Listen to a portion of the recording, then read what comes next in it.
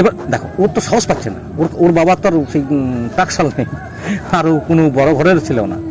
তাহলে এইবার ও তো আজকে তৈরি না করে দিল, কিন্তু কালকে আজকের দিনটা ওর ভালো, কিন্তু কালকের দিনটা তো ভালো না যেতেও পারে ওর, ঠিক তখন ও চালাবে কি করে? ঠিক এই জন্যে অপশানও রেখেছে।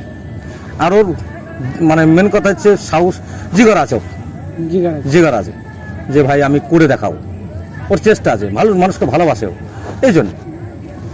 আর এর থেকে আর কিছু বলার নেই। এখন সব মানুষ ওকে দেখছে, আর সব মানুষের আমার যদি প্রিয় হয়ে থাকে, আর যদি 25 মিলিয়ন ফলোয়ার হয় প্রত্যেক ভিডিওতে ওর, তাহলে তুমি ধরে নাও ও কতটা প্রিয় মানুষের কাছে। নিশ্চয়ই মানুষ ওকে ভালোবাসে, তাই ওর ভিডিও দেখে, তাই ওর কথাগুলো শোনে।